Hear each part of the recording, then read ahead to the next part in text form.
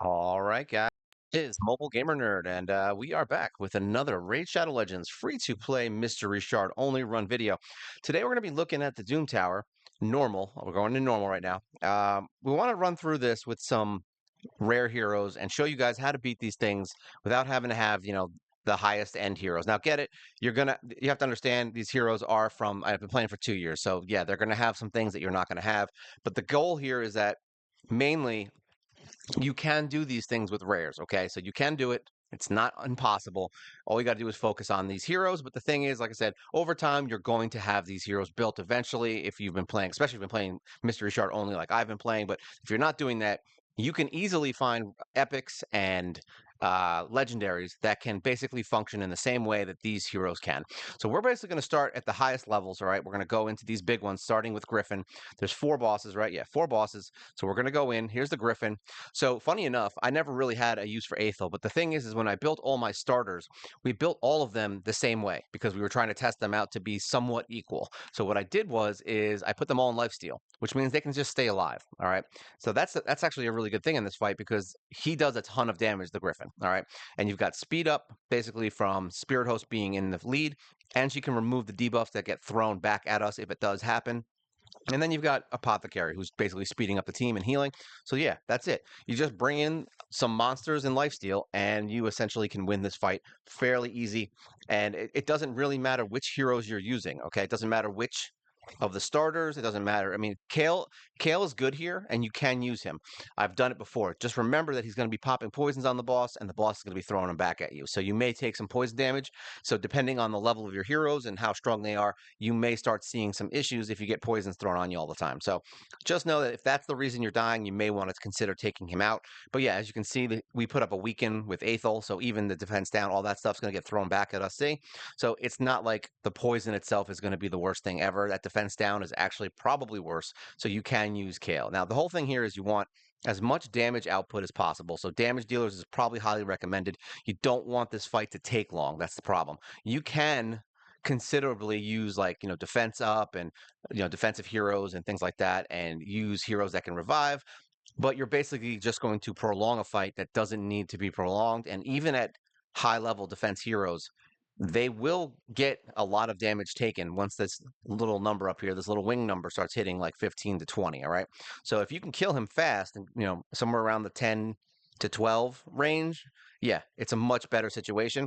Obviously, damage is going to be a thing. You're going to want crit damage and crit rate on a lot of your heroes. It's going to be kind of important. But yeah, these guys are pretty good. All the starters basically just do it for you. Look at that. Just smacking up the damage. And obviously we have all of our masteries done. We have, some reasonably high end gear, not high gear, but enough to be like, okay, it's going to take a little while to find that. But we don't really even farm gear. So yeah, we only use basically perception and the main stuff that you get. There's a few pieces you get from the city that we've got. There's been, the forge passes that we use stuff for. As you can see, Spirit Host is starting to get a little, punched in the face a little bit. But once again, every single person on this team outside of Mr. Apothecary is essentially has their own lifesteal. So, and who cares if someone dies? If you see someone die right at the end, it's not the end of the world, all right? Because all these guys can kind of heal themselves up. Doesn't really matter. We're still going to be able to kill the boss. Boom. Say, oh, we're getting smacked. He's going to kill some people, but who cares, right? He's going to start using a lot of attacks over and over again. And this is where you start to see the problem and may die. All right. So that's why the lifesteal is important, because you don't want to be going below that 50% mark anytime if you don't have to. See? Boop. Dead. Done. So this is the more dangerous way of doing it. All right. The reason it works is because, like I said, we're using damage dealers mainly, all right, to just kind of wipe the boss. Now, if you really wanted to, you could conceivably, if you're fast enough, because my team does not have, these guys don't have high speeds.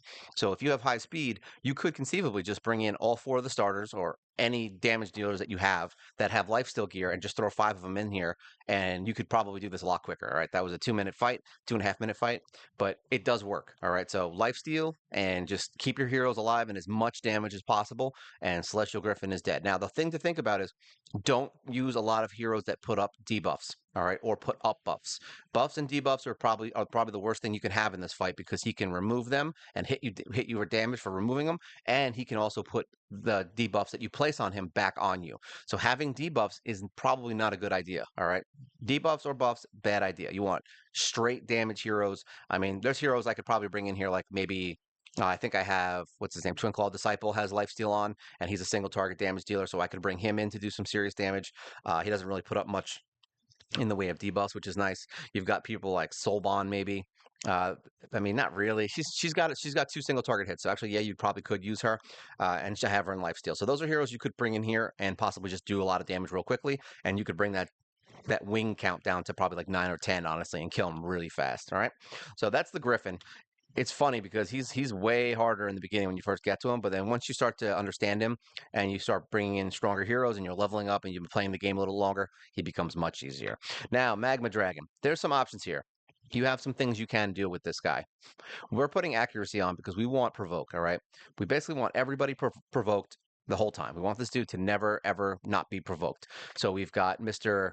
Graybeard and we've got Mr. Butcher here, Master Butcher. These two are my champs of this fight, all right? Everything else that's going on here is basically whatever you want. We did originally have I'm gonna hit start. We did originally have another healer in here to keep us alive or another provoker, but these guys can handle the provoking now pretty much, and it's not super important anymore. So I brought in an extra damage dealer to make the fight go quicker. Uh, as long as the provokes keep going off, you don't have to worry about this fight. All right, this is not a really ridiculously hard fight. It's actually probably one of the easiest fights once you have the heroes to do it. And it's little to no failure. I mean, I've seen it fail. Don't get me wrong. If you miss a provoke and something goes wrong and it gets 2 attacks in a row, it's fine. It does happen once in a while, but I I've done this on hard mode. This team works in hard mode on at least the first fight. It might have even worked on the second. I don't remember if we got to the second. I'd have to look. But so this team will work even into hard mode. So know that this is a good team and you're not wasting your time building these guys. And it's good. It's a good placeholder until you get to, get higher heroes. See that Graybeard popping up his provoke, so we're good now. And he's got a counterattack, and then all of a sudden Master Butcher comes in and puts up his provoke. So now we've got 2 rounds of provoke where we don't really have to worry. And the good thing about this team is I used to use Visix in here. And honestly, Visix kind of messed the fight up a bit because she has a more useful provoke. But that being said, she also had ally protect, and that was a problem for this team specifically, just because what would end up happening is she would take the damage for everyone that was getting hit, and then she would end up dying. So it was like there was no point in even having her. So I would probably stay away from ally protect unless you have a really good support hero that can do a lot of either shielding or healing or reviving. Any of those things are all good. But if you don't have that and you just trying to get through this, just have all your provokes and don't use anybody with ally protect because you're just going to get them killed and then you lose a guy for the fight. So yeah, but as you can see, look, this Graybeard has his wonderful uses. Graybeard and Master Butcher both have a provoke on their A1, I want to say. As long as you can get a provoke up, see how we have the everyone's going here. So this is see here, got a provoke off. As long as you can get a provoke off before he gets a second attack with the HP burns up, you're okay. All right, and the little hexes. And also remember that if you remove the hexes, whoever removes it, I believe, gets a hex or some other debuff, but I believe it's a hex. So just know that removing debuffs can also be a problem in this fight, and that's something you want to think about. So be careful who you bring in here. There's always like that little thing that can change a fight dramatically. In this specific instance, bringing in Graybeard over Visix was probably the best thing we've done to get a guaranteed win almost every single time. And like I said, I haven't seen this team lose in a long time. So if they lose today, I am sorry. It is my bad. They're good as hell though. They are making it rain. Look at that. All these burns. And the good news is we can beat this without what's her face, without Grave Chill. Not Grave Chill, Frozen Banshee. We don't need her, so even if she died, it's fine. Technically, we could do it with just the 3 heroes. It would just take a long time. I don't think there's any real debuff problem here where you have to worry about, time. I don't think there's any time constraint here. So if it takes a little bit longer, it doesn't really matter. But yeah, we got Frozen Banshee, we've got Kale, we've got Apothecary, we've got Graybeard, and we've got Master Butcher. The guys are rocking out the fight. Poisons work really well here. Don't bring in an HP burn. I believe if I'm correct, HP burn heals the boss, and that's bad. Look at that. And that's the other good news about having the provoke on Greybeard is he has the counterattack. So when he attacks him, you get another chance of getting a provoke, which gives you even more chances to provoke. You could also put one of these guys in a provoke set if you're having trouble with the provokes. All right. Basically, just provoking this boss is all you need to win. So if you have like 3 or 4 provoke heroes in this game and then 1 healer, you can technically just beat the fight with all provokers and 1 healer. Like that's it. Just one guy to keep everyone alive, and then a bunch of provokers to make sure that you never miss a provoke, and you're fine. You'll never get hit with this attack right here if you have a bunch of provokers. You'll literally just have whoever's provoking him at the time doing the damage. There you go, provoking. He's smacked in the face. He froze. He was like, "Oh, I'm so mad I died." So there you go, Magma Dragon dead. And all you needed was a bunch of rares. Look at these guys. They're just calling your name. All right, let's get out of here. Next fight. This is probably the hardest fight to do with rares. All right. And the reason it's hard is because there's a lot of damage in this fight, like a lot. All right, so what we're gonna do is we're gonna put her in. Actually, no, this is one of those weird fights where I think we're probably just gonna do HP. So we're gonna put him in the lead. Having a secondary damage dealer here is one of the best things you can do. Now, Kale has to be. You know what? We're gonna do speed for now. We're just gonna try it. Kale has to be strong enough in order. Whoever your main damage dealer is to kill the spiders. If you cannot kill the spiders in 1 hit, you cannot do this. All right. This is not a strategy that's going to work. So you're going to want to put as much crit damage as you possibly can into 1 hero at least. All right. So now what we're going to do is we're going to bring in another healer, which is what we did in the beginning. We brought in Valerie. All right, which is her, because she helps with this. Now we have a big shield to start, and we can keep placing shields, which is what's important here. So now we're going to start. Now we can't auto this fight. This is not a fight this is still a fight that is not going to be autoable. Um, this first round, you're going to want to kill them as fast as possible. Try to do as much damage to these stupid, what is her name? I always want to call her Lilith, because she can revive the whole team. So you make sure she dies quickly. Otherwise, yeah, you're pretty good. This fight is basically, you're just going to try to keep your cooldowns, get your cooldowns back. All right. And remember, all of our heroes are level 60. They all have their masteries. We spent all of our time on these heroes leveling them. We didn't spread our powers out and try to level up heroes and make them, one hero really good and one just has like one skill so we can get we don't do that here. We only build our heroes to max. So every hero we're using will be max, and that's how I play the game. And I honestly recommend you do the same, because one really strong hero can be the difference between you beating some stuff and not beating some stuff. And once you build a hero, you don't have to technically build them again. Yeah, you might have to gear them out and do some stuff like that, but once they're maxed and built, you now have another option. All right, and that option will always be there. So what we're going to do here is we're going to speed up first.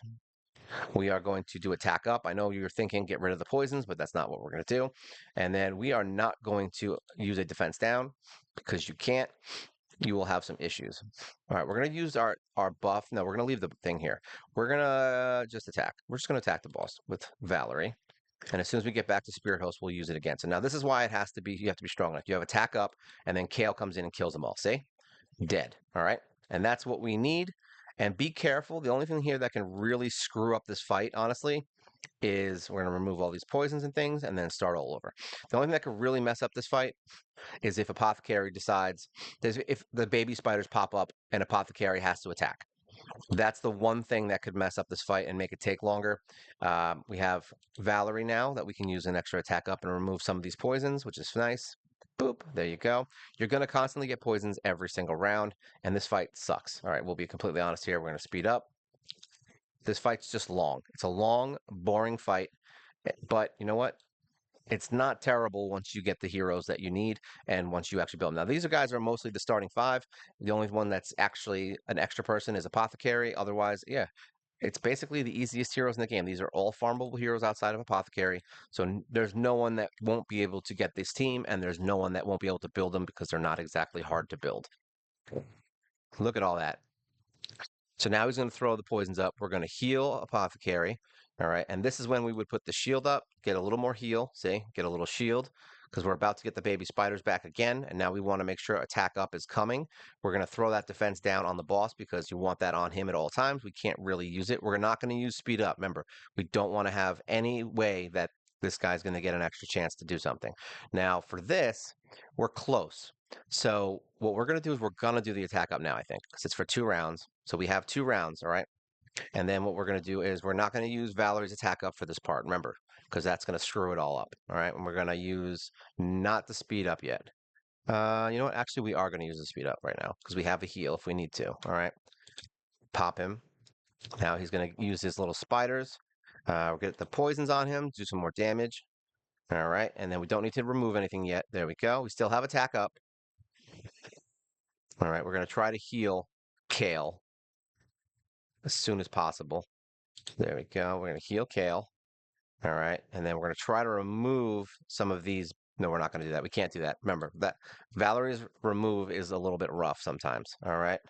Because you might end up killing somebody. I mean, not getting enough damage out of it. All right, so now we're going to remove everything. Weep. See, everything's gone. And then we wipe all the spiders again. Dead. And now we're going to heal Apothecary because he has to stay alive. Very important stuff. All right. And then we can use this to wipe out some stuff now that doesn't really matter. And we can use those as you can use Valerie's attack up as the kind of bonus attack up. All right. And then we're definitely going to want to heal. We're definitely going to want to speed up right now because now's when we're going to need to heal everyone. So we want to get as many turns as possible and try to get that shield heal back up. And then we want to be able to heal War Maiden. Luckily, Kale can heal himself because he's in lifesteal. All right. War Maiden can kind of heal herself, as you just saw a little bit, but not enough. So we want to heal her back up to max. And then Spirit Host has a built-in heal. So now we're going to put this back up, get a shield, and so that no one gets anything, no one gets beat up. Make sure we're using our attacks in the correct order. It's just this is really just more of a puzzle than it is a fight. You just got to know when to use stuff and when to not use stuff, and when using certain skills are going to actually hurt you. Like right now, we're going to wait. We're going to heal Kale back up. All right, and then we're going to do a removal. No, actually, we're going to do an attack because we want to do some damage. There we go. Look at that, 60k because she did that. Get our defense down. All right, we've got our poison back. And then we have all of our skills ready to go, so we don't have to worry about that. Actually, I should have used attack up there. That was a mistake. We're not going to use the speed up. Hopefully no one dies. We're right at the end.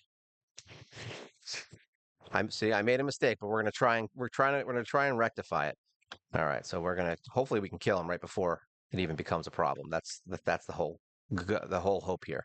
We're not going to use this. We're going to attack. So like I said, we don't want to use it in the middle of this. We want to use it here.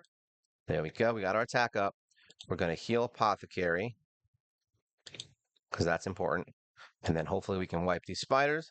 Oh, we missed one. See? Now we get the HP back. That's where the things are going to be a problem. So we're going to kill the spider now. There you go. He's dead. And now we can throw some poisons up. And hopefully we'll do some removals. Hopefully we can get, there we go. Let's say we got to get rid of all that. That's important. And then we're going to speed up and hopefully they don't kill War Maiden. I think they didn't. And then we do, well, she's probably going to die here because of the poisons. But it's dangerous, but you know what? It works, and that's the point. We used to do this all the time. This is actually how I used to beat this fight. It's the worst fight in the whole round. Even in hard mode, this fight sucks. But yeah, we're not doing this in hard mode with this team. So it doesn't really matter. See, now we have 2 turns till the spiders are. We're going to put our attack up again because we want to just kill them now. So we want to get as much attack as possible, and then we're going to use this just to wipe them out in the face. And there we go, dead spider. So yeah, this is a team that does work. It's not the best. Look at that, War Maiden putting up 1 point something million, Kale putting up almost 3 million damage. So yeah, you're going to be doing a ton of damage here. It's a long fight. This was longer than it needed to be just because I got that extra heal right at the end because I accidentally did the wrong skill. But either way, it works. War Maiden, Valerie, Apothecary, Kale, and Spirit Host. Boom. Starting 5, making it work. All right, the final fight. So I use a lot of crap in this fight, obviously, as you see. This is like the team that really works and can do a lot of removals. We don't have those options here. We want a lot of damage again here. It's going to be one of those things where you want as much damage as possible. You're going to have a lot of skills getting locked. It's going to be annoying. AoEs are important because he has ads. Lifesteal is probably important. So we want to bring in some heroes that can keep us alive. So we've got our speed lead, and we've got our healer and our speed up. We've got Kale. We can bring in pretty much anyone we want at this point. I'm going to bring in Pig Boy And then I'm gonna bring in someone else. Who do I want to bring? We're gonna try it with her. See if this works. I don't know if it's gonna work. We'll see. This is one of those I haven't tried this fight yet. Now this one we're gonna auto. If it comes down to the fact where people start dying, we can bring in a reviver. That's fine. We can bring in someone like Tolog. We can bring in, Valerie if you want to use more of a stay alive tactic. We can bring in Grinner now we have, so he's someone that could possibly come in here and do this. These fights are that they're workable is the whole point here, right? They're tough, but you can beat them eventually, all right? Even if you have heroes that wouldn't be considered the strongest heroes, all right? Now, Pig Boy's good because he has that defense down and he does have an AoE on it, which is nice. Hopefully he uses it. There you go, but he didn't work. But Pig Boy also has a 3-hitter, which is kind of nice. See, now the ads is where the problem's going to come in. So we're going to get skills. We're going to get skill down. All right. So what you want to do is try to kill these ads as much as possible. I'm going to slow it down so you can kind of see what's going on. All right. The reason it works here is because we want these guys dead because he can suck them up. This also decreases the cooldowns. We want to speed up our team. All right. And then we want to kill these guys once again. 1, 2. All right. Kill this one. More decreasing of cooldowns. He's going to use some attacks, which sucks. All right. We're going to use our crit. And then we're going to do a defense down, hopefully. Kill this guy. He's defense down. We're going to heal my girl. And then we're going to use an AoE to wipe them. Oh, if he missed, of course. We're going to do attack up. And then we'll auto again, just so you can kind of see what's going on. So those AoEs are important for killing this guy, because this guy does do a ton of damage. This is where Valerie might be a better option in here. And honestly, I'm thinking about it now. Like Valerie's probably our best bet here instead of Pigman. Because then at least we get some more shields and heals. Honestly, I'd probably just bring in Tolog because he's probably a better option here because he can actually revive. So if you get a one-off hero that just gets his butt handed to him, it might be a better option. Really, you can just auto until the ads come up because you really want to make sure that the ads aren't killing you.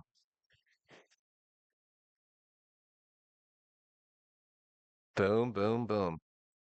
Luckily, Pig Boy does a ton of damage, so even if he dies, which he just did, this is why, like I said, Tolog would be a better option here.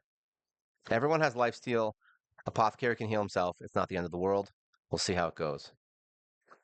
It's when those ads pop up that things go bad. So we take it off. He's going to lock everyone up. All right. So luckily we still have our AoE here.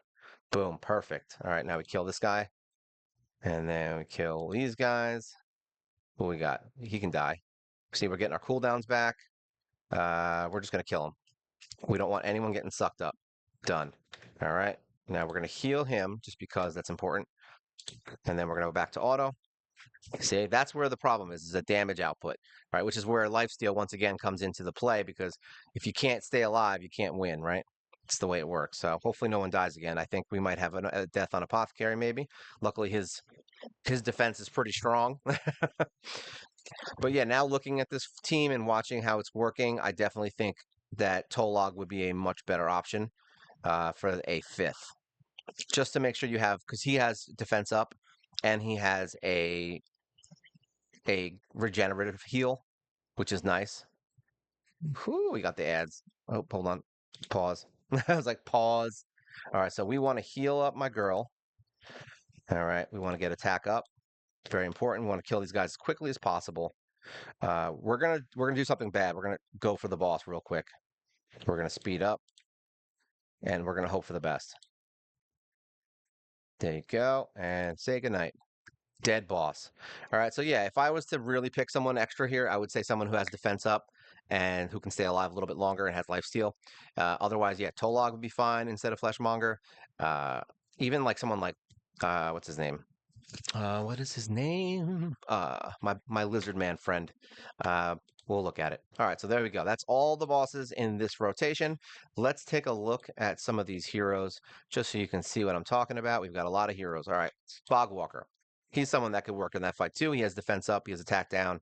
He also is very defensive. He's got a lot of defense here, almost what, 35 maybe. So yeah, he's got a lot of HP, reasonable HP. He's strong as hell, and yeah, we love him. So let's just kind of look at everyone real quick so you can kind of see. That's Twin Claws, the other one I was saying. You can use as a single target, possibly in the Griffin, because he's really good and he does a lot of damage. So he's someone else that you could use in that situation. Apothecary is basically in all speed stuff. He's my fastest hero. We've been working on him pretty much for the last few months. We've got him up to now 296 speed. We've been beating this fight since he was down at around 230. So don't think that this is like, oh, we have to have 296 speed. It is not that. We have been beating normal Doom Tower for like a year and a half now. All right. So don't think that this is the way it is, all right? This is just where I'm at now and what I'm showing you at. You can do this with much lower stats, all right? And if you go back into my videos, you'll probably see my first wins. I have them in dungeon tutorials, and there's also Doom Tower tutorials, all that stuff. You can go all the way back to the beginning and probably see how I beat things earlier on. There we go. We've got Spirit Host. I mean, just so you can see, yeah, skills maxed, all right? Masteries real quick. We'll just make sure you can see everything that's on them. I'm not going to do a deep dive because it would take an hour. But yeah, there we go. We got Bolster on Spirit Host. There's all her skills and her masteries. We've got, who else did we use in here? Tolog is one guy I said you could use. He's definitely a great healer. Doesn't really matter what you put him in. As long as he's defensive and he can stay alive and maybe regen himself, then you got a good reviver healer and defense up healer. Maiden, basically all speed stuff. That's all you really want her in. We've got all of her skills done there, and there's her mastery set up if you want to see it. We've got, who else did we use? I think we might have used Grave Chill at one point. I don't think so. We used, we used her. We used Frozen Banshee instead. We didn't use Grave Chill. She's in mainly the Relentless set because she gets more attacks, and that's what I like from her. I've had her in the same set since the beginning of the game as well. We got it from one of the earlier tournaments that was easy to win, and then some perception because we want her accuracy to be high, say 365. So yeah, she's got some stuff. There's all her skills max with Phantom Touch, and then there's all of her masteries. Grave Chill is exactly the same mastery, so if you do build Grave Chill, you can literally build her exactly the same as Frozen Banshee, and she will work just as fine. Fleshmonger, awesome hero, great hero. We have him in basically some speed stuff and some other, crit rate and some things like that because we actually do want him to do damage. He's a really good damage dealer as well as his defense down, and his single target 3-hitter is insanely good. Skills all maxed Phantom Touch basically. All his masteries down to Giant Slayer, so he gets extra hits for those 3 hitters, which is very nice. Kale, Lifesteal, all the way Lifesteal. All right, all his skills. We've seen him. Remember, I do have champion spotlights on literally every single one of these heroes in the champion spotlight playlist, so you can go in and do a deep dive on most of these. Some of them might be outdated from where we are now, obviously, because I didn't do a new one on all of them, and some I did like a year ago, so they've probably changed a little since then. Valerie basically is in all bolster stuff. We've got her down into Phantom Touch, and then we've got our masteries down to War Master and some accuracy. I mean, not accuracy, healing. She's mostly healing stuff. We wanted her to do more healing. And let's see, Spirit Host, Solvon is one of the heroes I said you could probably bring into that fight, and it would be useful into Griffin because she can do a ton of damage. She has her skills. She has 2 skills that are single target, and they both do insane amounts of damage. So yeah, now the turn meter thing might be a problem in there, but hey, she does a lot of damage, so who cares, right? Master Butcher, we just want him to have HP and stay alive. Regen, we have him in Immortal, and we have speed on him. Basically, he's at the lowest speed. It's like 180. It's like nothing crazy. So yeah, he's good. We've got all skills maxed into Phantom Touch, and then we've got basically one of the only heroes that goes down to HP. So we have an extra 3,000 HP on him through his masteries. Actually, an extra 4,000 because the first one. So yeah, he has pretty high HP. So that's how that works in that fight. He's got 80k HP. He stays alive. He doesn't die, and he takes the damage of any adds in Bommel, which is kind of nice. So yeah, he's got a lot of really good things going for him. So definitely the most HP possible, and he's just an awesome hero. It's funny because he does no damage. He literally is like a garbage hero if you were trying to kill something, but by himself, like with a team. This dude is probably one of the coolest heroes in the game. Grinner is another hero I said you could use if you wanted to do something. He's in a bunch of stone skin stuff, so yeah, whatever. But if you're going to build him, just build him speed and HP, possibly even some kind of a regen set or a healing, anything to keep him alive, he's fast and he can keep everyone getting revived and do his attack up. So there you go. But otherwise, yeah, he's a pretty cool hero too. Who else did we use today? We used a bunch of them. Here you go. Aethel. We haven't really rebuilt her in a while. Once again, Lifesteal. She's one of the lower power heroes. 53,000 low, I know, right? But yeah, she's got Lifesteal, and that's it. Lifesteal is all we need on her. Crit, attack, Lifesteal. Done. That's all. It's all of the starters, same thing. Say crit, attack, Lifesteal. Crit, attack, Lifesteal. All of them are basically the same Phantom Touch, and then the only difference here is that Aethel goes down to Giant Slayer, really. We did build Galek a little bit differently. He's a little more of an all-rounder, so that's his masteries, but his skills are all max with the life steal sets. And then her masteries, she's built like an arena hero because she's better in the arena. She's also doesn't need accuracy, so giving her more defense and things like that is actually a better option for her. She doesn't do anything but hit hard. That's literally all she's good for, and that's what she does, and she's really good at it. Who else did we use? We used maybe Crimson Slayer at one point. I don't think we did. Maybe I think I took her out actually. We tried using her in the team. She did work. You could bring her in as a lifesteal hero if you want for the Griffin. Who else we got? Anyone in here we used? I don't think that was it. No, here we go. Graybeard. He was the last one. So Graybeard is our boy. We've got him in a Frost set, and we've got him in a Perception set for his accuracy. Skills are all maxed. And then he's got all the way down to here to accuracy. We just want him to land his frosts. That's all we care about is people getting frozen when he does things. He's great crowd control. We want him landing his provoke. That's it. And we have him in Frost because he already freezes things. So basically, he freezes when you attack and he freezes when you attack him. So there you go. He's got tons of freezes. He's a very cold bastard. And then here's Eric's we just got. I'm just showing her now because we just had the video yesterday and I want to show Eric's off because why not? I was like, why not? That's how far we are. And just so you guys know, once again, Magus is also an awesome hero. You can probably use Magus in the Doom Tower, and I think it'd be great. All right. So yeah, that's it for today. I hope you guys had a good time. Hope you enjoyed seeing a bunch of rares kill the Doom Tower and how we did it. And yeah, it's fun. These guys, I have, as you can see, many rares that can do the job. All right. We use all these rares in all aspects of the game. And yeah, you can easily, I don't want anyone to see those epics. We even have some uncommons down here that you can see that we're working on. So yeah, there's plenty of heroes out there that you can use to beat things. Just know that once you build them all, eventually they're going to help you and you'll be able to get through pretty much anything in this game that you want. All right, so if you have any questions, feel free to leave a comment below.